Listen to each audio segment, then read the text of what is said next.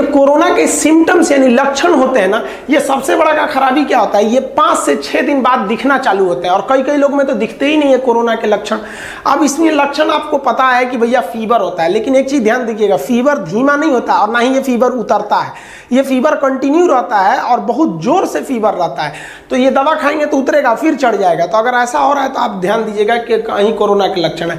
गले में खसखसाहट होने लगती है, खांसी आएगी, छींक आएगा, बलगम नहीं निकलेगा, सूखी खांसी होगा, खांसेंगे आप लेकिन कुछ निकलेगा नहीं। उसके बाद से आपको क्या होगा, आपका जो टेस्ट है और जो सुगंध लेने की क्षमता है ये खत्म होने लगेगी, क्योंकि जीभ पर वायरस का प्रभाव आ जाता है। और जब सांस लेने की तकलीफ होने लगे तो ये सबसे बड़ा लक्षण है। अब आप समझिए कि अब आप सीरियस कंडीशन की ओर जा रहे हैं। लेकिन अभी क्या है कि लोग इतने डर गए हैं कि उन्हें अगर बुखार और खांसी, बुखार तो नहीं, अगर खांसी हुआ तो तुरंत डर जा रहे हैं। तो देखिए, अगर आपको खांसी हो रहा है और बुखार हो रहा है तो आप ये देखिए कि आप कहीं बाहर से ट्रेवल करके तो नहीं आए हैं, आपके मोहल्ले में कोई कोरोना मरीज तो नहीं है, या आप किसी कोरोना मरीज के कांटेक्ट में तो नहीं आए हैं। अगर ऐसा है तो समझिए कि भाई आपको इस हो सकते हैं। जैसे अभी हम पटना से आ रहे हैं, वहाँ हम अनाथ आश्रम को शिफ्ट कर दिए लगभग 150 किलोमीटर दूर, क्योंकि पटना की स्थिति अभी ठीक नहीं है, काफ़ी तेजी से बढ़ रहा है पटना में। तो अगर अब हमको होता है, अगर खांसी हो जाता है, बुखार हो जाता है, तो हमको रहना चाहिए कि भाई हम एकदम कंटामिनेटेड जोन से आ रहे हैं। इसमें क्या होता है, हॉस्पिटल में सिम्टोमेटिक ट्रीटमेंट किया जाता है। सिम्टोमेटिक ट्रीटमेंट को हम सपोर्टिव केयर या सपोर्टिव थेरेपी कहते हैं। इसमें क्या किया जाता है,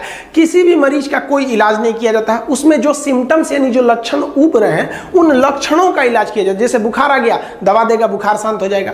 आपको मान लीजिए थकान हो रही है, विटामिन बी कम्प्लेक्स दे देगा, आपको ताकत थोड़ा मिलने लगेगा। खांसी हो रही है, जुकाम हो गया तो उस खांसी का सिरप दे देगा। यानी कोरोना का इलाज नहीं कर रहा है, उसके सिम्टम्स का इलाज कर रहा है, उसे कहते हैं सिम्टोमेटिक ट्रीटमेंट। इसमें जो सबसे बड़ा काम करता है ना, वो विटामिन सी काम करता है। अब यही हॉस्पिटल में भी दे रहा है, यही आप लोग भी घर में यूज किया करिए। जैसे टमाटर में विटामिन सी है, आम में विटामिन सी है, संतरा में है, ये डेली आप एक एक लिया कीजिए। ये आपको हमेशा लेना। मान लीजिए आपको आम नहीं मिल रहा है, संतरा नहीं मिल रहा है, तो 3 टमाटर कर दिए, मतलब एक एक कैसे भी तीनों में से रहना चाहिए। नहीं है तो इसी की संख्या बढ़ा लीजिए, लेकिन 3 इसको हर हाल में रखिए। इन फलों में से लेते रहेंगे, आपको विटामिन सी पूरा होता रहेगा। नारियल का जो पानी होता है ये काफी फायदा करता है। अभी देखिए, ये जो नारियल जो पानी होता है, ये ब्लड जो होता है ना, ब्लड काफी इसमें इफेक्टेड हो जाता है लंग्स में, तो ये आपको एक अंदर से शक्ति प्रदान करता है, आपके शरीर को गिरने नहीं देता है। दूध की मात्रा रहनी चाहिए कोरोना पेशेंट को, और अंडा जो है ये काफी जरूरी है। शाकाहारी लोग भी, अब देखिए, मान लीजिए ये तो एज ए दवा की तरह प्रयोग हो रहा है, होने के बाद यही सब हॉस्पिटल में भी दिया जा रहा है। और सबसे जरूरी जो हो गया वो तो काढ़ा हो गया है। काढ़ा में आप सबसे अच्छा है लेमन टी पीजिए, और एकदम गरम गरम पीजिए यहाँ पर, क्योंकि कोरोना जो है ना लगभग 4 से 5 दिन आपके गले में रहता है। अगर गर्म दूध, गर्म चाय या काढ़ा पीते हैं तो वो सीधे चला जाएगा आपके पेट में, और पेट में हाइड्रोक्लोरिक एसिड होती है, वो उसे मार देता है। काढ़े में आप पानी गर्म कर सकते हैं, इसमें गुल मिर्च डाल सकते हैं, अदरक, तुलसी, हल्दी का प्रयोग कर सकते हैं। दूध में तो आप हल्दी दूध डाल के एकदम गर्म पीने का कोशिश कीजिए। और कई लोग दूध पीते हैं ना तो उसमें मुंह में ठंडा कर लेते हैं, मुंह में लीजिए हल्का सा बस, और तुरंत ढकेल दीजिए, ताकि वो गर्मी जो है ना आपके गले तक पहुंचना चाहिए यहाँ पर। इससे आपको काफी ज्यादा रिलीफ मिलेगा। और ये तो हॉस्पिटल में, हर हॉस्पिटल में काढ़ा एकदम कंपलसरी दे रहा है। और जो पानी पीना है, वो पानी जो होना चाहिए वो चाय की तरह गर्म होना चाहिए, हल्का गर्म नहीं, चाय की तरह गर्म पानी पीजिए। और जो पानी का भाप है उसको मुंह खोल के भाप भी लेते रहिए। स्टीम और ये पानी, इसे गलाला करते रहिए, इसे कुछ गलाला करके उसमें नमक डाल दीजिए, पानी पी भी लेंगे तो कोई दिक्कत नहीं है, लेकिन गर्म पानी एकदम पीते रहिए। आप हॉस्पिटल में रहें या घर पे रहें, घर पे भी सेल्फ आइसोलेशन कर सकते हैं। गवर्नमेंट ने भी गाइडलाइन जारी कर दिया, सेल्फ आइसोलेशन में आपको किसी दूसरे से मिलना नहीं है, बाकी घर वालों को थोड़ा सा ज्यादा सावधानी बरतना है। और इस बीच आपको क्या करना है, जो लोग ठीक हुए हैं उन लोग को डॉक्टर्स थोड़ा थोड़ा ना मानसिक रूप से भी ठीक करना है। जैसे उनको हमेशा अपना बुखार नापते रहना है कि बुखार कितना है, उसको लिखते रहना है, अपने डॉक्टर को बताते रहना है कि ये इतना इतना है। आपको ना, जो आप ठीक होंगे या नहीं ठीक होंगे ये डिपेंड करता है कोरोना होने के 8वें दिन से 15वें दिन तक, क्योंकि 6वें 7वें दिन तो लक्षण ही आते हैं, और 8वें दिन से आपको बदन में कपकपी चालू हो जाती है। अब याद रखिएगा, जब आप हॉस्पिटल में एडमिट होने जाएंगे तो आपके साथ एक और मांगा जाएगा आदमी जो आपका ध्यान रख सके, और आपको एक बर्तन रखना है जिसमें आप पानी, चाय वगैरह बना सके, और आप एक ओढ़ने के लिए कंबल ले सकते हैं, क्योंकि बुखार आएगा तो ठंड बहुत तेज लगता है ऐसे मरीजों को। और जो इनके साथ अटेंडेंट जाएंगे उनको अपना पर्सनल सिक्योरिटी के लिए उनको तो N95 जैसे मास्क हमें हमेशा अवेलेबल रखना है, बुखार हमेशा नापते रहना है, बुखार से कोई लापरवाही नहीं करना है, और योगा करते रहना है। योगा के लिए आप उसमें देख सकते हैं कई सारे योगा चैनल है, वो स्पेशली योगा के लिए ही हैं। तो योगा करते रहना ताकि आपका बॉडी जो हो आप उसी तरह से स्ट्रांग हो सके, और आपको अपने बॉडी के जो ऑक्सीजन लेवल है उसको भी नापते रहना है। ये दोनों रिपोर्ट आपको डॉक्टर को बताते रहना है, ताकि अगर ऑक्सीजन की कमी आएगी तो आपको ऑक्सीजन अलग से दिया जाएगा। और इस बीच आप अपने आप को इंटरटेन करते रहें, आप मोबाइल देख सकते हैं, आप वीडियो कॉल कर सकते हैं, अपने दोस्तों से बात कीजिए, अपना शेयर कीजिए अपना अनुभव को, ताकि उन लोग का भी हिम्मत बढ़े। और इसी सारी चीज़ों से 80% लोग ठीक हो जाते हैं। उनको 80% लोगों को ये खाने में दिया जाता है, और बाकी ये ट्रीटमेंट में ये दिया जाता है। सपोर्टिव ट्रीटमेंट होते हैं, सिम्टोमेटिक खांसी आ गया तो उसकी दवा, इससे 80% लोग ठीक हो जाते हैं। लेकिन अभी क्या हो गया, किसी को कहिए ना, अभी लोग का डर से सीना में दर्द होने लग रहा है। अब वो चौंक जा रहा है कि भाई अरे बाप रे बाप, इसको कोरोना तो नहीं हो गया। तो डरना नहीं है, डर गए तो फिर आपका इम्यून तो अपने कमजोर हो जाएगा।